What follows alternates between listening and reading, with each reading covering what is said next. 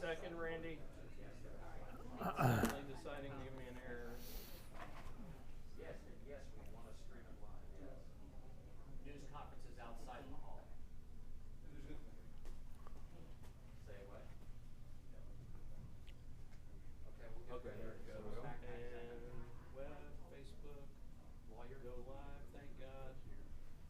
Okay. And Thank you. Thank you.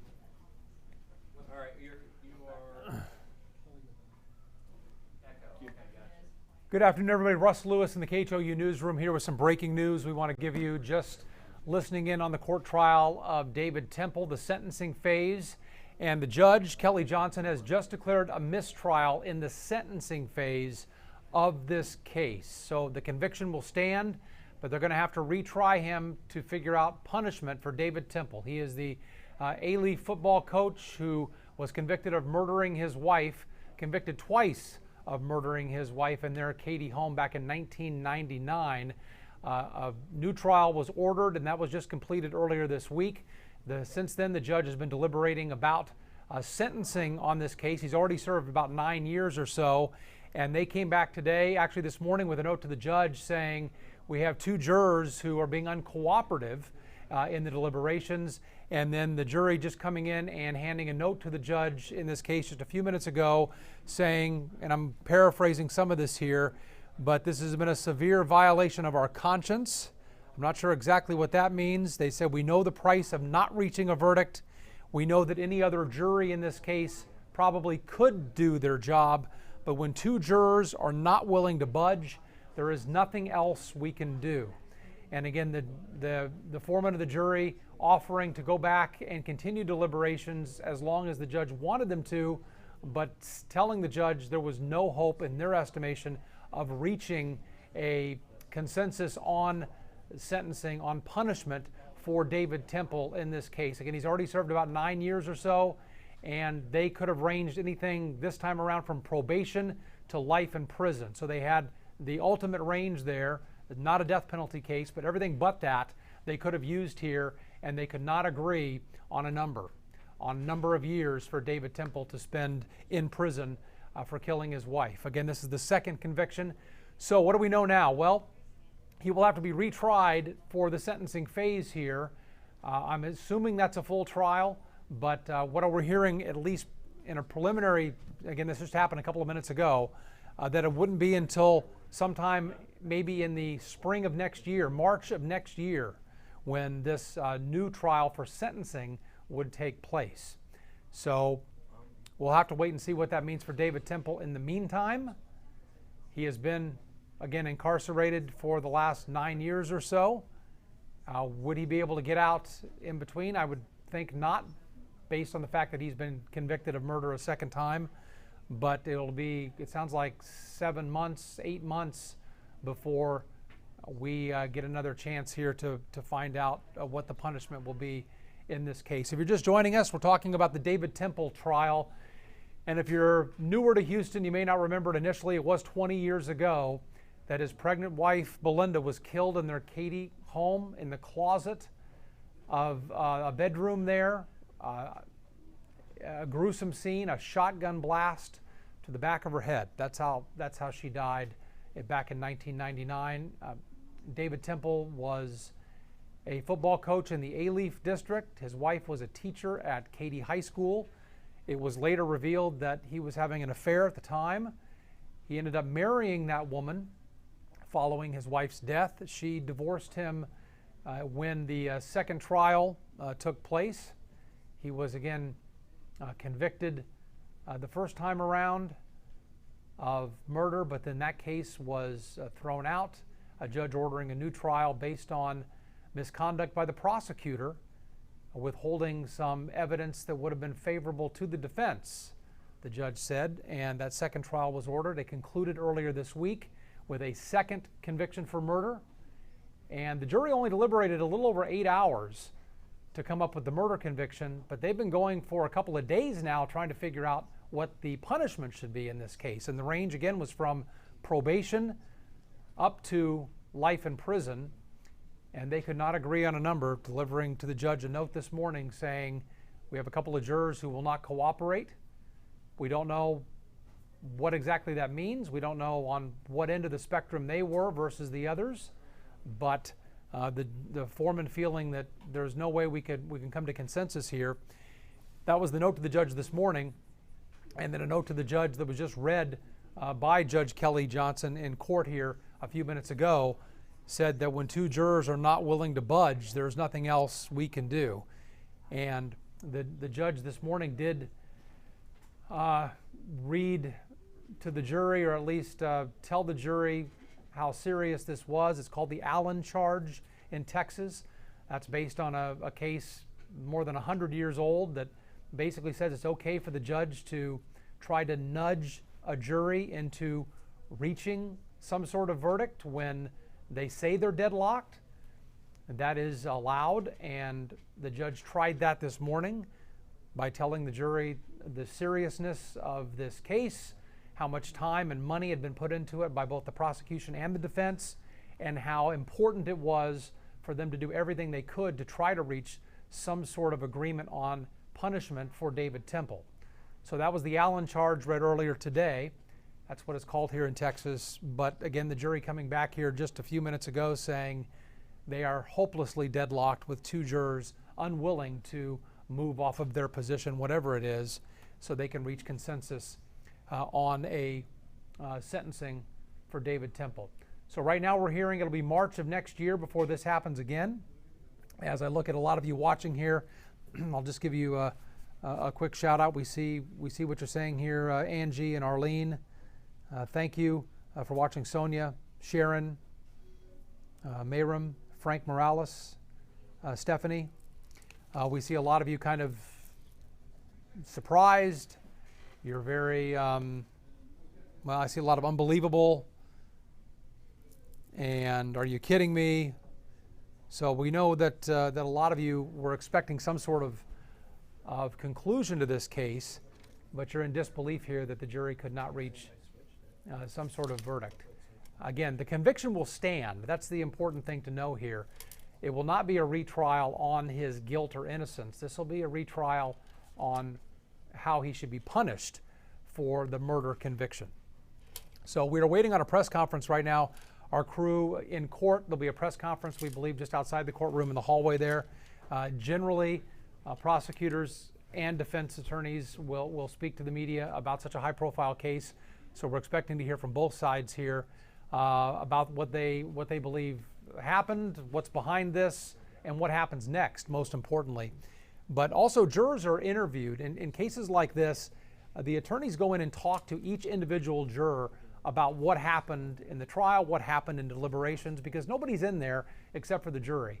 So nobody knows, except for what the jurors are willing to tell the judge in notes, and now the attorneys in this case after the fact.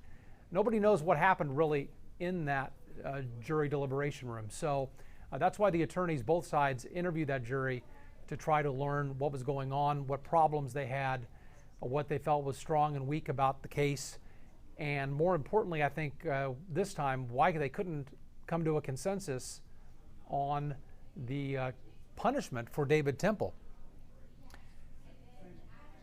So Kirk Williams saying, never in my 57 years have I seen a mistrial in the sentencing portion of a case. I can't say that I have either. In covering trials for close to 30 years, have I seen a mistrial in this respect. But usually if you get a conviction, especially for murder, it's not that difficult for the jury to reach an agreement on a punishment for that conviction once they've decided that this individual is guilty of murder.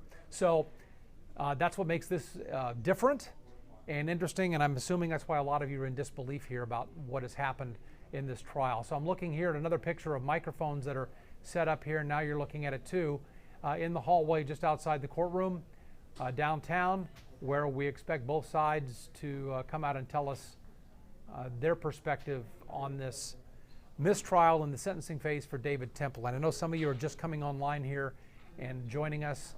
Maybe you don't have your push notifications turned on our digital platforms to let you know that we're on here, and you're just coming online. So for those folks, I'll just recap here very quickly. David Temple, you may know the case from 20 years ago. just convicted this week a second time of murdering his wife in their Katy home. We just learned a little while ago the jury has come to an impasse on the sentencing for David Temple. So convicted of murder. It took them about 8 hours to come to that conclusion unanimously, but they can't agree on how to punish him. They could have said probation, they could have said life in prison, or anything in between, and they could not reach an agreement. The foreman telling the judge a little while ago there are 2 jurors just not willing to budge on wherever they were, whatever their position was in this case. I'll assume they both had the same position, but they could have had 2 different positions, these 2 jurors that were unwilling to budge on what they believed the punishment should be. So we should learn more when we hear from prosecutors and the defense attorneys. We assume both sides will speak. They're generally pretty good about just taking turns. We'll hear from one group and then hear from the other group shortly after at that bank of microphones that is set up just outside the courtroom. So we're waiting on that, and we'll try to stay with you here as long as we can until that happens, hopefully soon. Since they're set up right outside the courtroom, we assume that as soon as the proceedings are done inside, that one of the groups, one side, will come out and talk to us and let us know what's happening. One of the first questions will be what happens next to this trial, the sentencing phase, and to David Temple himself. I assume he will stay behind bars where he's been for the last 9 years or so, based on that first conviction. And then we'll have a resentencing trial, retrial on the sentencing, I should say, that will happen, we believe, sometime early next year. We're hearing March is the earliest that can happen, but we'd like to hear that from prosecutors and defense attorneys to confirm that. So as you can see now, we're set up waiting for that to happen. We can't show you inside the courtroom if you're wondering about that. Our rules for covering this were that we were not allowed to stream to you anything that was not a verdict in this case. So since this was a mistrial, not technically a verdict, we are playing by the rules that were set forth by the judge and not showing you the live, anyway, inside the courtroom at what's happening there. And I cannot see it myself, so I can't tell you if the proceedings are still going on or not right now. But last I checked, we were. Is that a live picture I'm looking at, Keith? Yeah. Yes. That on the right side there, but how about inside the courtroom? Just something I can look at? This is going to be video of when... Right. Is there something live that I can just look at to tell people what's going on? No, not right now? This is it. Right? Okay, so our live picture, so our cameras moved outside of the courtroom here so we can be set up ready to hear from both sides here as soon as they come out. I can't tell you what's happening inside, but since that's set up right outside, we assume that there's still some instructions from the judge, possibly. Again, I know that both sides, defense and prosecution, want to talk to individual jurors before they are released. Their job is done in this trial. The judge talking about releasing them, Judge Kelly Johnson, a few minutes ago, I was listening to her tell them that after she declared the mistrial that their work was done, but she did talk about she was hoping that they would not only talk to prosecutors and defense attorneys, but be honest with them about what was happening in that deliberation room for these last couple of days here, and why they could not reach some sort of consensus on a punishment for David Temple. So that's part of what we're waiting for here, and that may be happening right now, and that's why we don't seem to be out in the hallway, is those attorneys may be talking to the individual jurors at this point.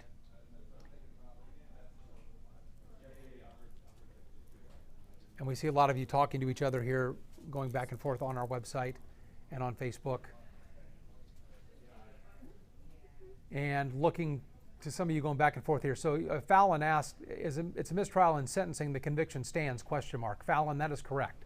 This is not about retrying this case completely. The murder conviction stands. So David Temple is not off the hook there. It's just a matter of how long, if any, more time he will spend in prison, because he could get probation in this case. That was an option for the jury, and we don't know where most of those jurors stood. That's what prosecutors and defense teams will be asking, is where were you, juror number 1, on the sentencing of David Temple? Well, what did you think he should get?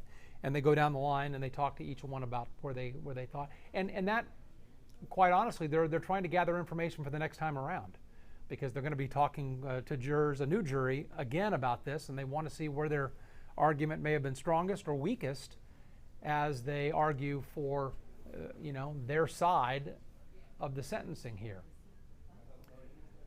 So the picture you're looking at here is an old picture of David Temple and his wife Belinda. She was murdered back in 1999, so 20 years ago. He had only served about 9 years on this conviction, but he was in prison when the judge ordered a brand new trial based on some problems with the initial prosecution. The prosecutor was found to have withheld some evidence from the defense attorneys that may have helped David Temple's case. So that's why the new trial was ordered, and I assume that evidence was revealed and allowed into the new case, and he was convicted a second time with just 8 hours of deliberation from this second jury. And a lot of people here are understanding exactly what I'm talking about. Valerie, I see what you're saying as well. He was not found innocent. No, he is still guilty of murder. They just can't agree on how much time he should spend in prison. And we honestly don't know where those two jurors were in this process as far as what they believed. They could have had two different positions. They could have had the same position. It wasn't what all the other jurors believed, and those two were not willing to budge. And when you have that, and we've seen it before in verdict cases where you have one, even sometimes just one juror who will not move off a position, and that causes a mistrial. Now, earlier today, if you're just joining us, the judge did call the jury back in after getting that first note this morning saying we have two jurors who won't cooperate here. The judge brought them back in and read to them what's called the Allen charge in Texas, and it goes back to the late 1800s, a case where it was ruled constitutional that a judge can, for lack of a better term, kind of lean on the jury a little bit to reach a verdict when they have declared there's going to be a mistrial, that they have reached an impasse.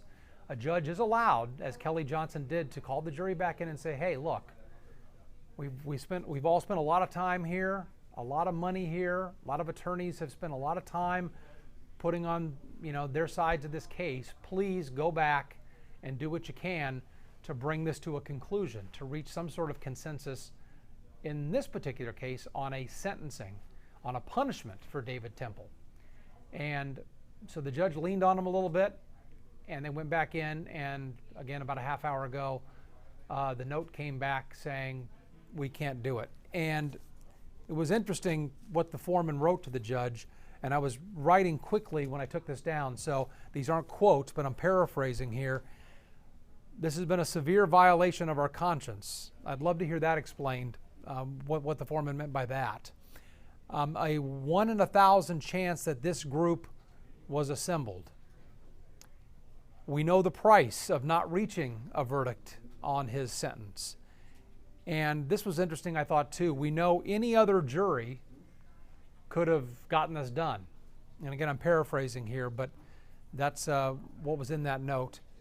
And then one of the last things the foreman said was, when two jurors are not willing to budge, there is nothing else we can do. And that is when Judge Kelly Johnson, after reading that note, declared the mistrial, thanked the jury, and then talked about the fact that the defense and prosecution will want to interview each of them about what happened in the deliberation room. If you've ever been on a jury, you know there's nobody else in there. It's just those jurors talking about things. The judge doesn't know what's happening other than the notes that she was getting. Defense and prosecutors, they don't know. They're like the rest of us. When you hear something's going to happen, everyone comes back into the courtroom and we all find out together what has happened in that room. And in this case, we found out that for the sentencing phase, at least, that they cannot agree on a punishment for David Temple. So he was there to hear that, and we'll see how his defense attorneys feel about that, and we'll see how they want to characterize his emotions. He was, He was upset when that second murder conviction came down earlier this week, as you might imagine. There was a lot of relief in the audience. A lot of Belinda Temple's family was there, but so was some of David Temple's family as well. And they were very upset as that verdict was read earlier this week. So 8 hours of deliberation for the murder conviction. The jury had no trouble determining that he was guilty of killing his wife, shooting her to death in the closet of their Katy area home back in 1999. David Temple was having an affair with, I believe, somebody at his school where he taught in the A-Leaf district. She was a teacher at Katy High School in Katy.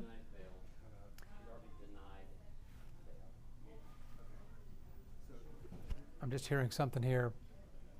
Matt Doherty at the courthouse is saying that the judge denied bail. Denied bail for David Temple? We're waiting for the next court setting. Okay.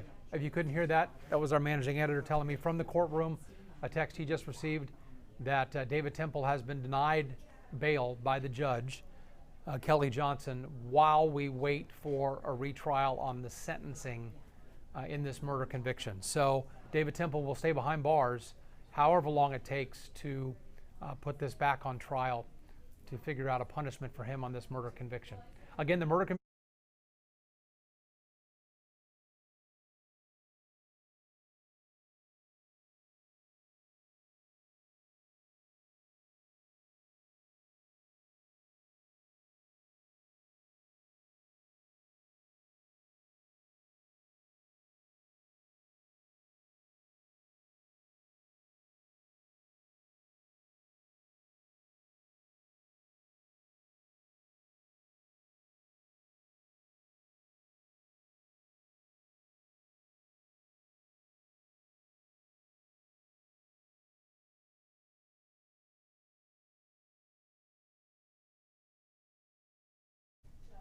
Hello?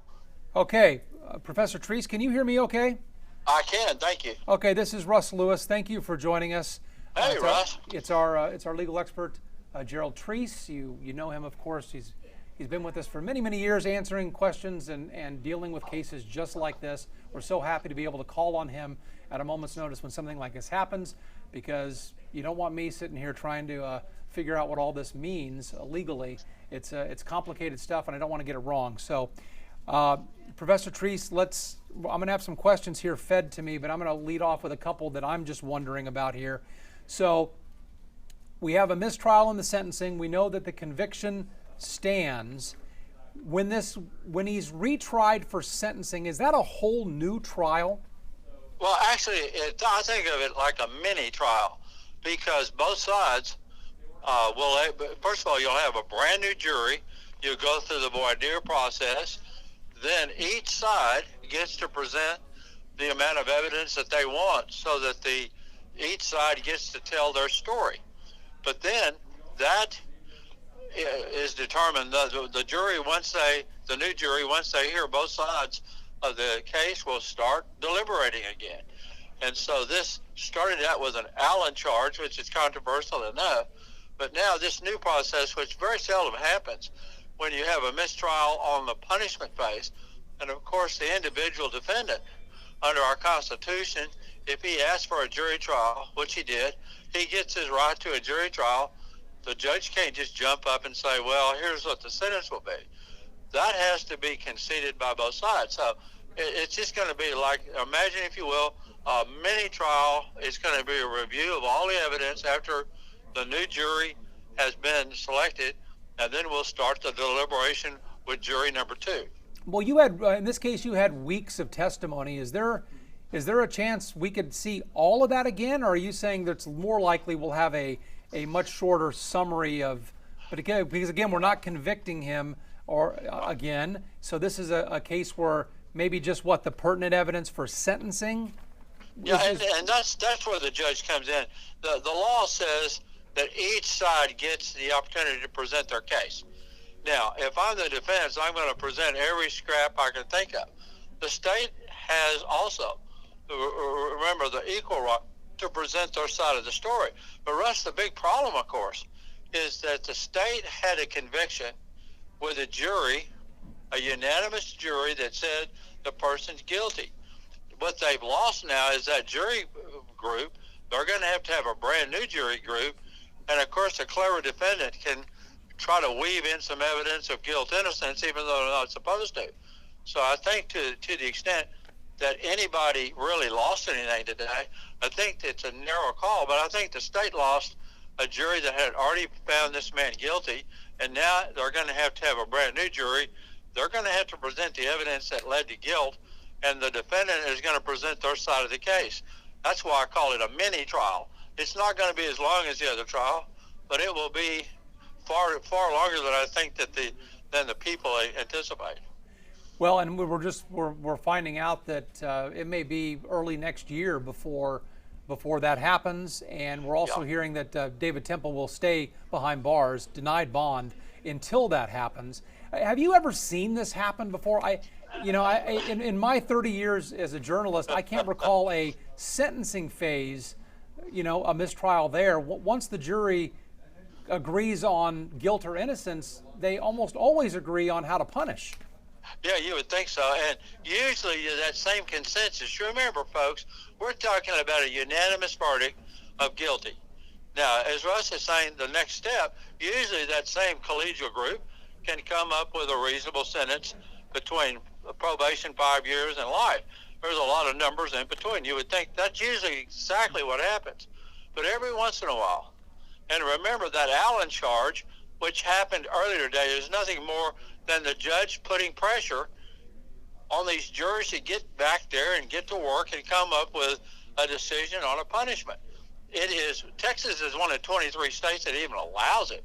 It's a very controversial thing, but I thought usually the controversy comes, okay, they get a result, and then the defendant, if they don't like it, claims the jury charge went too far. But that didn't happen today. The jury charge didn't move some people, and the judge was forced to declare a mistrial. The mystery element, and Russ, as you say, it doesn't happen that often. I can guarantee it doesn't happen that often for a lot of reasons. But the reason I think it's happening here, I think the jury is told in the Allen charge, don't give up on your convictions if you really believe in something. So I have no idea which part of the evidence convinced some people of certain things to be holdout jurors, but it's a done deal. They're not going to review this again. We're just going to have another jury picked, and they're going to have a lot of meetings between the state and the defense to decide exactly what evidence there's going to be presented. And so if I'm the judge in that case, I'm going to have a lot of sit-down talks with the people to decide what evidence they're going to present in the new, what I call, nobody else called it, a mini trial, which you're telling me is probably going to happen next year. That doesn't surprise me. Remember, folks, Harvey happened, and our courts are really backed up. The courts that are open are really backed up. So there's a lot of events saying that this may not happen until some people are telling me as late as February of next year. And people are asking questions here as we speak, and I'm getting those fed to me here. I'm reading some of them myself. You may have answered this one already, but I'm going to just re-ask it to make sure. Sure. Will there be new evidence introduced? Did you say earlier there's not supposed to be any new evidence, but some may be slipped in there? No, what happens, since we're on sort of uncharted territory, what's going to happen, the reason I say the state lost something here is because the state put on evidence that led 12 people to say guilty of murder. Now they're going to have to start over again and show that evidence that they had used to reach that result, and the defense is not going to be bridled with the burden of 12 people they're looking at who have already determined that their client is guilty. And so it's an advantage for the defense, I think, to be able to, present the case. I think the judge is going to continue to remind folks this man's already been found guilty, but why they found him guilty is lost in the minds of the 12 jurors. Does that make sense, Russ? It does. Now, I understand that both sides are going to be interviewing the individual jurors. How important will that interview be for both sides as they especially get to those two who would not budge off of their position, whatever it was? I don't know if it was more lenient or more harsh. Nor do I. Right, but how important will that interview be? Russ, I think it's crucial because the lawyers have the ability, if the judge allows them, to interview the jurors and find out what exactly the things that were good and bad. lawyers always do this after a trial anyway, trying to find some reason for error, some reason for an appeal. The defense does. And so I think that might be very important.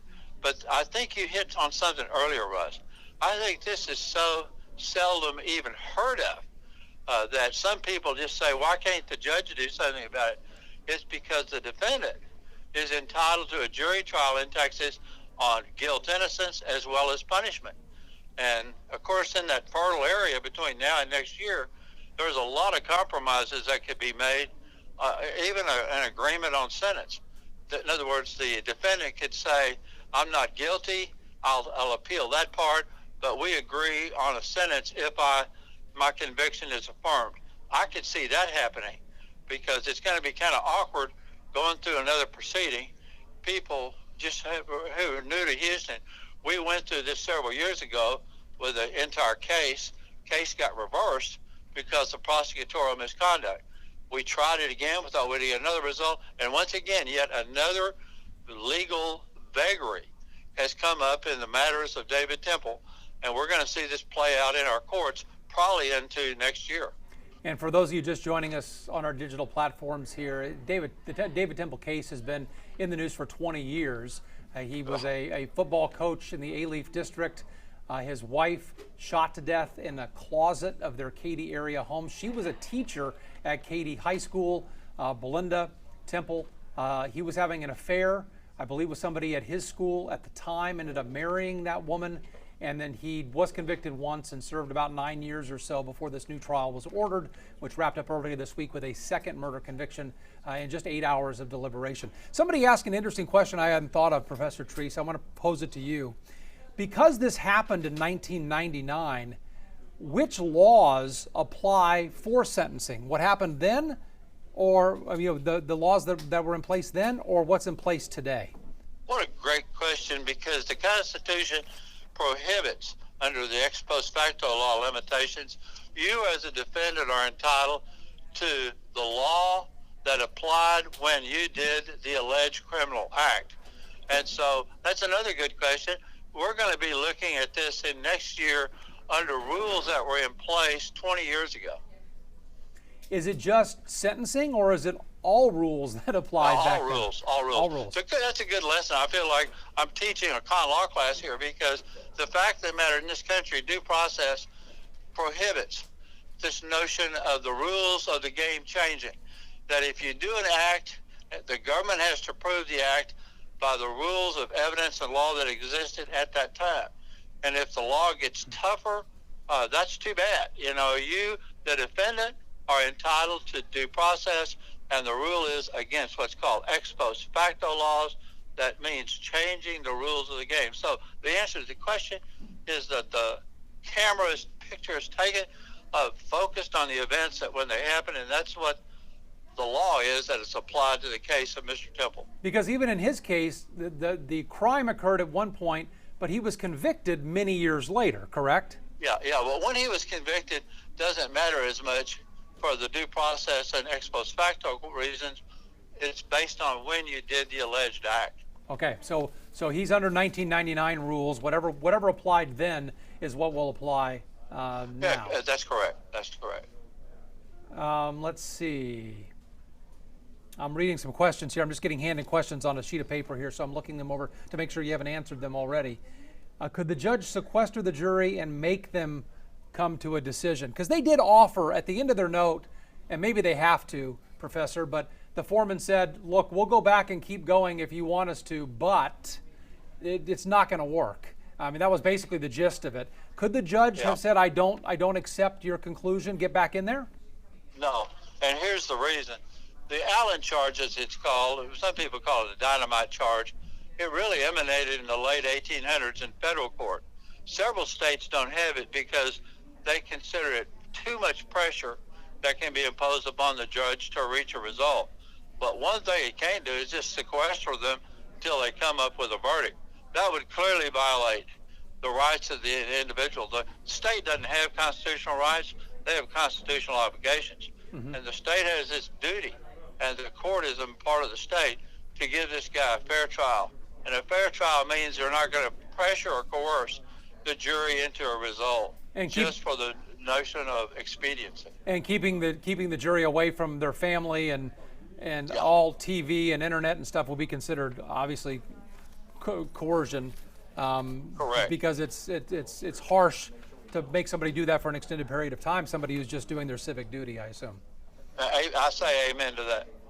So, we're, folks watching here on digital platforms, the picture you're looking at here is in the hallway outside the courtroom. You see all those microphones set up there, and we're showing you that picture because we want to know exactly when either prosecutors or the defense attorneys come out of the courtroom, and we hope both sides will be willing to talk to reporters about what happened in there, what happens next for this case, and that's why we're set up there, and that's why you see that picture as we talk to Professor Gerald Treese, and he analyzes the finer points of the David Temple trial here, because there is so much strange about this case. From the day it happened in 1999, and then 20 years later, things are happening here that don't happen in most trials. And if you're just logging on here with us, a little while ago, the jury said it could not reach a verdict on sentencing for David Trial. He's convicted of murder. That will not change. They came to that conclusion in 8 hours of deliberation, but they spent a couple of days trying to figure out how much time he should spend in prison for this, and that's what they can't agree to. So we have other questions? I don't see any other. Yeah, I mean, I think a lot of people saying what is pretty obvious, but that you can't make people change their minds. Those two people. Can we just talk about mistrials in general and jurors who won't budge? I mean, again, it's rare for sentencing, but even in a general trial on a conviction, you've got one or two people in a jury room who won't budge. That's not that uncommon, but some people, they believe what they believe, and the other 10 aren't going to convince them, right? Oh, see, that's exactly right, and that's why here in Texas and across the country, there's this jury selection process. We call it voir dire. It's a voir dire back east, and that's where the lawyers get to ask questions to be certain they get the jurors who are fair, who aren't biased, who aren't prejudiced. And sometimes, as you correctly say, Russ, you can't. A person has strong beliefs. We hope, at least our system hopes, that a person is going to hold out. It's not their job to explain why they're holding out. To me, if a person holds out one way or the other, that's the system. If you need just one or two people to determine punishment, that's fine, but you need 12, and you need a unanimous 12, or so saith the Supreme Court, to satisfy what the Constitution calls due process of law. And this was not a death penalty case, but the jury had a wide range here, didn't they, on what they could have decided? What was it probation up to life? Yeah, probation that's another great question, because probation to, like 5 years, or even a set number of years for probation, all the way up to life. And maybe it's the enormity of the range that was the undoing of this sentence.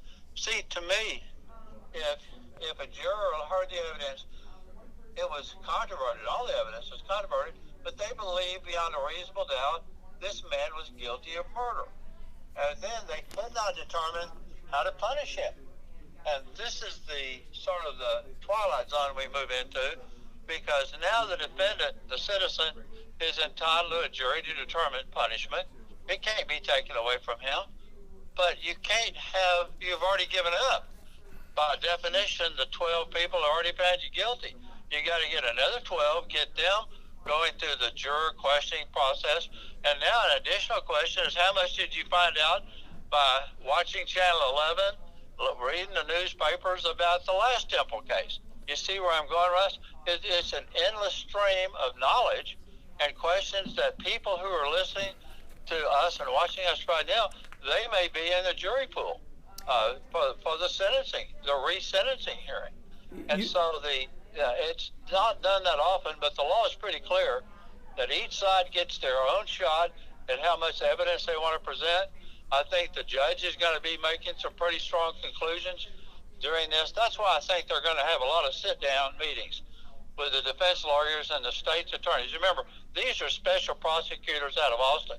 with the state attorney general's office. There'll be a lot of talking about how to get this issue resolved, but we will get it resolved. It may not be as speedy as most people want it.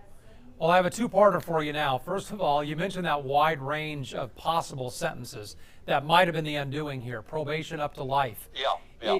Is that unusual, or is that normal for a jury to have that kind of range? Well, I really haven't seen any studies or even read of a study that looked at that precise question, but it's not unusual for the range of punishment to be that extreme. But it is unusual for people to be tied up. This is what my mind would say, that if you convict a person of murder, how many mitigating circumstances can there be? This defendant didn't argue accident. This defendant didn't argue insanity. He said, I didn't do it. And if the 12 jurors said, yes, you did, then one would reasonably believe, like so many of the callers, that they should be able to figure out a punishment probably on the high end of the range. And so what I'm hearing also is the defendant, remember, we're just talking about resentencing. These defense lawyers, by the way, Snyder and his partner, McKinney, are two of the better appellate lawyers in Texas. They are probably going to be getting evidence to be used from these jurors to create, listen for it, even yet a new appeal on the conviction for murder in the first place. In other words, trying to use the lack of uniformity on the second to help them trying to say this jury was not a proper jury in the first place. Well, I'll be interested in reading that appeal, because they came to a conclusion in 8 hours that he was guilty of murder the second time here. So is it the judge's discretion on that wide range of possible sentence, or is that just state law? No, that's state law. And as a matter of fact, you correctly pointed it out. I had to point that out to a student the other day, that in this country, when you do an alleged criminal act, the law takes a big picture of the law at that moment. And that's the law that says you're either guilty or not guilty and determines the range of punishment. Sometimes the defendant says, I will go to the jury on guilt innocence, but I'll let the judge set the sentence. Sometimes the judge sets the sentence and determines guilt. It all depends not on what the state wants, but what the citizen accused wants. And this citizen, Temple? This individual has asked not only guilt innocence to be determined by a jury, he has a right to also have the jury determine punishment. So I think he's well within his rights, and it's not even an ambiguous question. It's unusual, but it's not ambiguous. Well, I think you may have anticipated my next question, which is, I guess if it's state law, then the judge cannot, lessen the range of punishment next time to try to maybe come to some sort of agreement with the jury. That's actually an interesting question, because one would think that a judge could sit down with them and say, let's work out something. Well, you can't work out something, Judge, that's beyond the law. And even if the parties want to agree to it, you can't agree to things unless it's within the range of the law. But from probation to life, that's probably about as wide a range as you can get.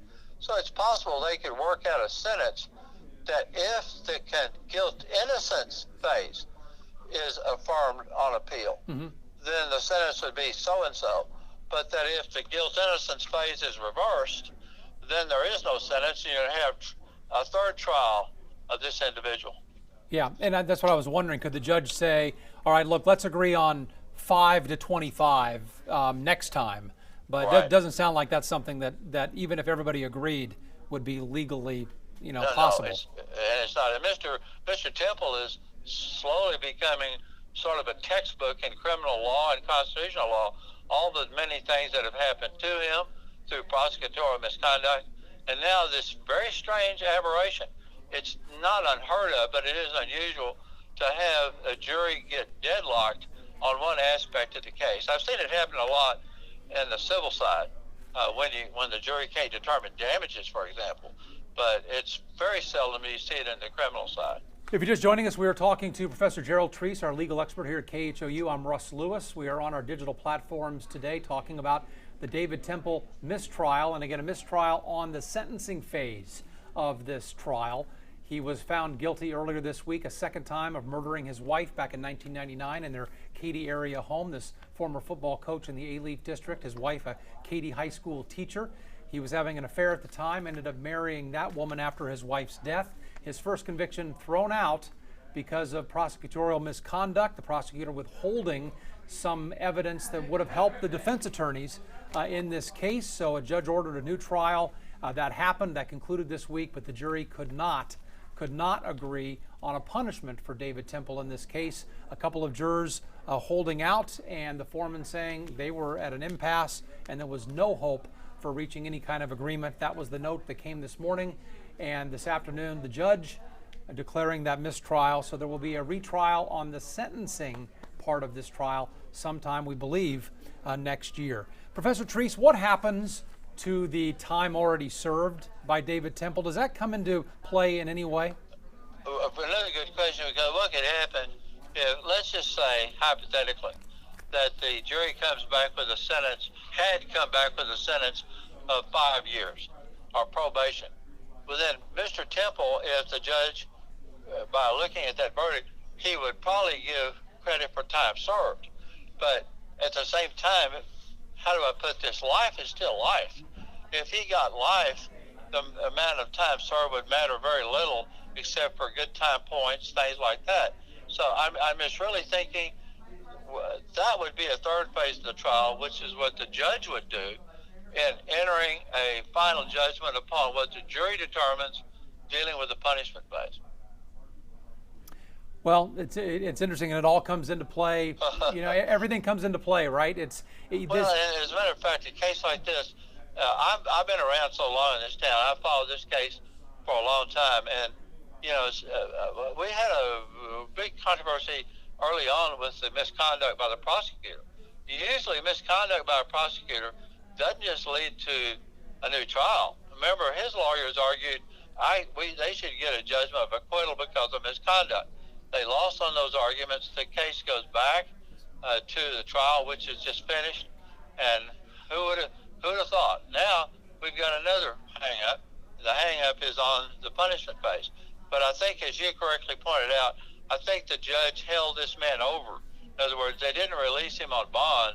They held him over. Isn't that right? Isn't that what your sources are telling you? Yes, the judge denied any kind of bond for the in the meantime here. So he'll stay behind bars until the retrial on the sentencing. Fallon asked another good question here, so I want to ask you: could this keep happening in theory on the sentencing? I mean, could we have a mistrial a second time? Will we go to a third one and a fourth one if it just kept happening? No, nobody wants to hear the answer to that, but the answer is yes. Mm-hmm. It could go on until the end of time, conceptually. But you know, things in law school that hypothetically could happen never do. And what will happen is sooner or later they'll get this right.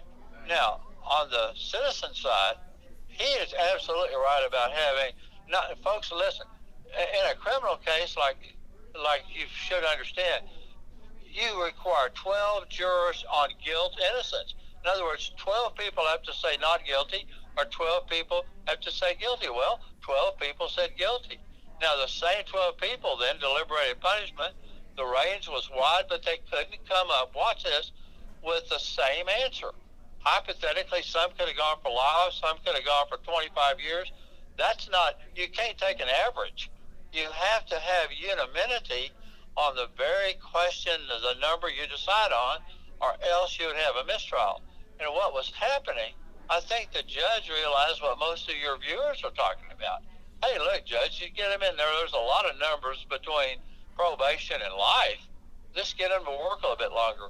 But when a juror sticks their back up and says, I'm not going to move on this, this is the way I feel. Part of the jury charge, that Allen charge, is the warning. Don't give up on deeply held beliefs during this process, but try to be reasonable and negotiate. But you don't have to give up or give in. And so to the extent that I've never been a big fan of the Allen charge, because I think it puts too much pressure on juries, Texas nonetheless is one of the states that has it.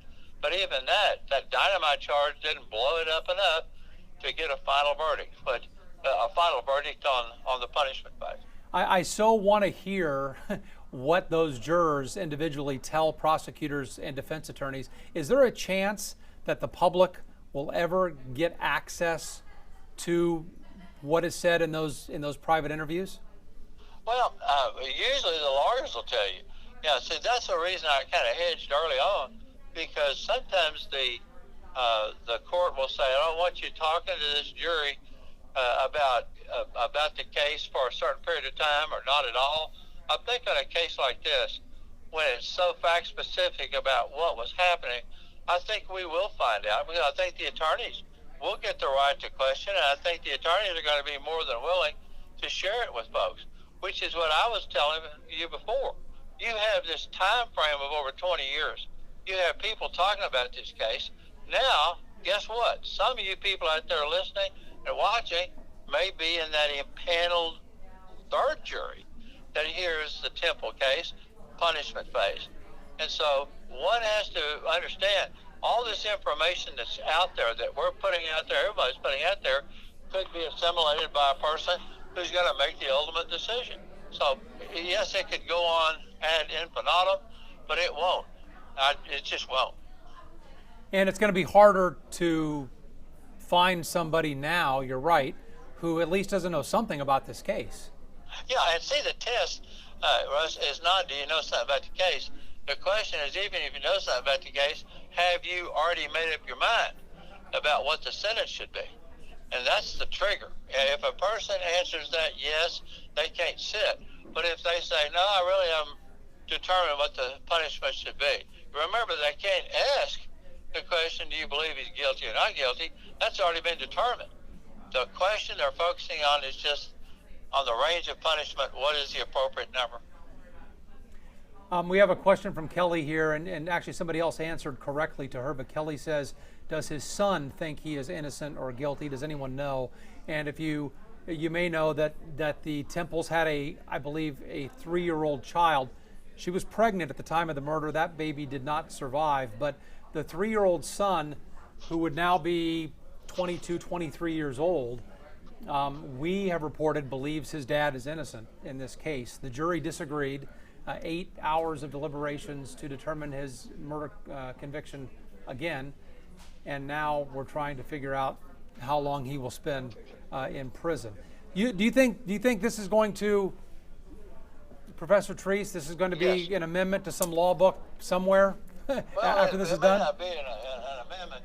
It's definitely a subject of a good book about Texas law, because see, actually, what Texas is trying to do is what, first of all, we have to do with this unanimity in criminal cases for guilt, innocence, as well as the punishment phase. What's different about this, I think, is the fact that we just usually, if you're going to get held up, that is, the jury is going to be held up based on lack of unanimity. It happens first, and only on guilt, innocence, and everybody goes home. But now it's happened this way. The big question folks are asking me is that how can this second jury, first of all, not be affected by all the publicity, and secondly, how much evidence will they be told? In other words, does each side get an hour to give a summary, or just exactly what happens? And the law is pretty clear. Each side gets to put on what evidence they want to, subject to the usual rules that a court has of something's being duplicated, has already been stated, and so forth. So that's going to be interesting for us to follow, for the viewers, exactly what Judge Johnson decides to use as a way to get what both sides want presented to a jury that also gives the citizen a fair result, or a fair jury result. Well, I feel for the families in this case that have been family members who have been in that courtroom, and the thought of having to go through another 3 or 4 weeks on another trial after they've been through 2 of them is something I wouldn't wish on anybody. It's pretty intense and pretty stressful. Mm-hmm. The citizenry out there have never been involved in any trial. It's stressful. A criminal trial is extremely so. And so the family members, as you correctly, I think, point out, have been very diligent. And as a rule, many of the family is supporting Mr. Temple. Now, there's other people in that room who are not so supportive. They're the family of the young lady who was killed. And so I just think I don't know, the few times that I was in involved in some significant criminal case, the stress in the audience is you could feel it. You know, the dislikes, the hatreds, the stress. It's sort of unbearable. And I've never seen a book or a writing correctly depict just how incredible it is. But it certainly was in this case. And a lot of people are asking, and we said it a few times, Professor, but this murder conviction stands. So, Correct. Is press started? Press is starting, yeah. Okay, let's take you live to right outside the courtroom here. Let's listen live. See if we can do this right the second time. What happens now? Another jury will hear all the testimony? And Another jury will hear everything again. Are you expecting a change of venue? No. Okay. If you can't get a jury in Harris County, you can't get a jury anyplace. And I believe in Harris County juries, and it may take us a little longer to get a jury, but we can get a jury. so you're looking at maybe another month when you do it again? Yes, for next spring. So explain why you're disappointed as a result of today's hung jury. Well, I thought that this was a jury that could get it right, and they were going to be weighing things. They took their time, and the longer they took, I thought it was in David's best interest that something positive might come of it. Stan, can you walk us through the bail hearing and what the process is and what it could possibly be? Well, he's on a $30,000 bail now. He's not been finally convicted. He has not been sentenced, so he's eligible for bail under the law. And so and he's been on bail for 3 years, and there's been no violations, and he's met every requirement of bail. Clarify that 30,000 though. Did that not go away with the guilty? Once he was found guilty, he was on. That's no longer in place, but he now has to see what the judge thinks is proper after been convicted. So it's no bond now? Right now, he's no bond, but he's eligible for probation from a jury, and we just have to see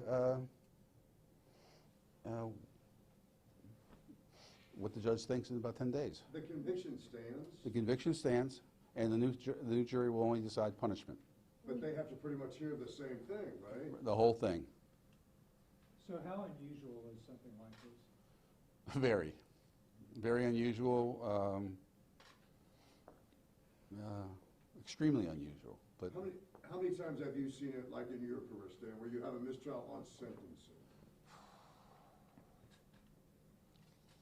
I can't think of having one in any case I've ever had. I've had many on guilt, but not at punishment. Will time served be factored into this? What? Will time served be factored into the sentencing decision? No, It won't. no. So if he gets 30, he doesn't get 20? for the Well, case? no, in terms of what the jury will be told, that's not a factor. That would come after the fact. Right. So do you have any, will you poll the jury and will you ask them what range they were, I know the complete range, but if they were at the lower end of the scale? Or They were all over the place. They were all from 10 to life and everything in between. So it wasn't that 10 jurors were in agreement, it was just that 2 jurors wouldn't continue deliberating and then the others I'm not going to would comment continue. about what their position was. The notes are public records now, and the notes speak for themselves. This was a very educated jury, and they were focused and they were dedicated to the various numbers that they were contemplating, and it was a very intelligent jury that were considering a wide range of things, and we respect what their considerations. But what they said to us is private. Yes. So if they couldn't do it, I mean, how do you expect a jury that didn't even sit through the actual trial to come in? Well, that's good. They're going to have to hear the actual trial. And an unwavering belief in the jury system. We wholeheartedly believe that a jury can come to a good and fair decision and a proper sentencing. Related to the actual trial of pre-conviction, can you talk about some of the evidence that was used? Well, I think that right now that it's going to be a procedural quagmire, because the record from the first trial on guilt or innocence is the record on appeal for any subsequent appeal. And so the fact that there was no evidence of a weapon, is a factor that has to be considered on appeal. The fact that the timeline are factors that have to be considered on an appeal. And those are, so that record has to be prepared and be part of any appellate record. So it's a procedural quagmire for an appellate court. Would have two different juries and weighing two different things. I'm referring also to the information that was withheld from defense the first time around. Well, that's ancient history. That only comes in terms of the double jeopardy claim. That's pending as an appellate issue in the case, and also as pending in the speedy trial issue that's pending in the case. So those are all of the past history is part of this record as well. So we have the appellate record, and it's going to go up to a court of appeals someday, maybe. It's going to include 24 days of the first trial, 26 days of the prior writ hearing. There were 18 days of testimony in this trial, and then whatever it is on the third trial, or the fourth proceeding, are all going to be part of the appellate record. So, and then thousands of pages of exhibits that are all part of the record. So it's safe to say, like, the appeal part of it will go on for many, many years. Oh yeah, yeah, a long time. Just to read the record would take somebody. I wouldn't want to do it, but you know, it's one of those things that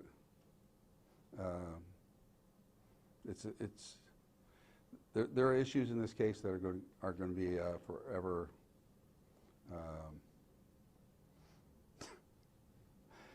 The evidentiary issues and the procedural issues in the case are extremely complex, and the appellate courts will be writing on it for a long, long time to come.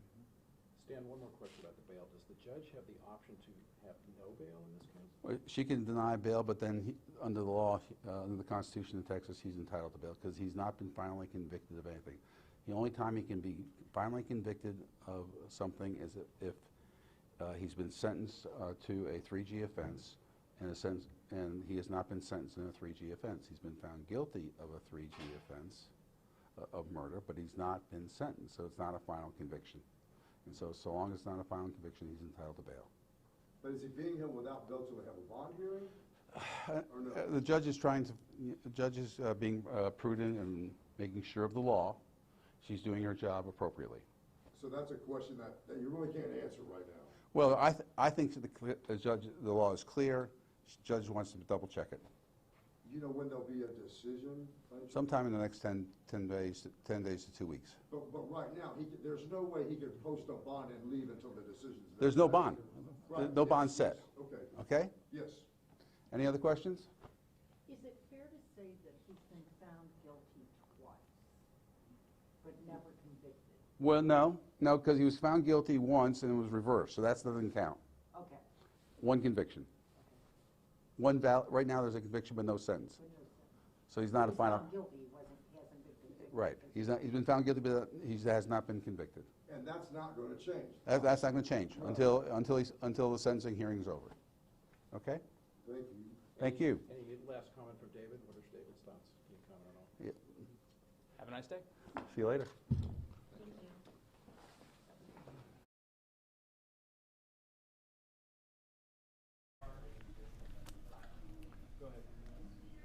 All right, you've been listening there to Stan Snyder, one of the defense attorneys for David Temple. We're waiting on, we hope to hear from the prosecutors in this case as well. Some interesting things came out of this press conference, I thought, as you look live here. We'll just keep it up there if we can, Keith, on the hallway there. In case the prosecutors come out, we'll be ready to go. But let me just, I took a few notes here, and if you were just joining us, that's one of the defense attorneys for David Temple. Again, a hung jury today, a mistrial in the sentencing phase for David Temple. The murder conviction stands, but he will be retried on the sentencing portion to figure out the punishment here for that murder conviction, convicted of killing his wife in their Katy area home back in 1999. So we learned a couple of things there that, first of all, the judge has denied bail to David Temple while we wait for the new trial on sentencing. But that may be only temporary, because Stan Snyder said that under the law, David Temple's entitled to bail to get out between now and that retrial on sentencing, because, in his opinion, and he says the law is clear, David Temple has technically not been convicted of anything yet, because he has not been convicted and sentenced in this case. So that is the opinion of the defense attorney. He says the law is clear, but the judge denying bail earlier, about an hour ago, the defense attorney is saying she just wants to be sure she is clear on the law, and he thinks within the next 10 days to 2 weeks we'll have a decision that may let David Temple out of jail on a bond prior to his retrial on sentencing. We'll see how that goes. That's a prediction from the defense attorney. The judge has said no for now, but he led us to believe that she is just checking the law before she makes a final decision. We'll see. So you heard Professor Treese talk about a new jury who did not hear the murder case, did not convict him of murder. How's that going to work? Well, Stan Snyder just said that new jury on the sentencing, they're going to have to hear the actual trial. In other words, he wants to retry this. It sounds like, anyway, that's how I heard it, that he wants to present all the evidence again so this new jury on sentencing can hear everything that was heard during the original murder trial. Now, Professor Treese was saying there's going to be a lot of meetings between prosecutors and defense attorneys between now and that retrial on sentencing to determine how much is going to get in this time. But Professor Treese seems to think if the defense wants to present everything again, that they may be able to do that, which would mean weeks and weeks again of another trial, but just on sentencing this time, just on the punishment, not on the guilt or innocence of David Temple. He is guilty of murder. So another thing that was interesting here, and it was just as we got into the press conference here, someone asked, after you pulled the jury, where were they on this? Because that was our big question. He had a couple of jurors holding out. They were unwilling to budge off their position. It kind of led us to believe that you had 10 agreeing on one thing and 2 maybe in a different place and unwilling to move. Well, according to Stan Snyder, he said that they were all over the place. So that was not the case. That's what he alluded to anyway. He said that they were anywhere from 10 years to life, and he said everything in between. So that sounds as if you had jurors in a lot of different places on actual years of prison time for David Temple.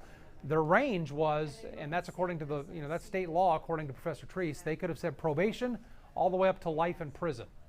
And they could have landed anywhere in that range, and that's the ultimate range other than the death penalty. They could have been anywhere there, and according to Stan Snyder, they were all over the place between 10 and life.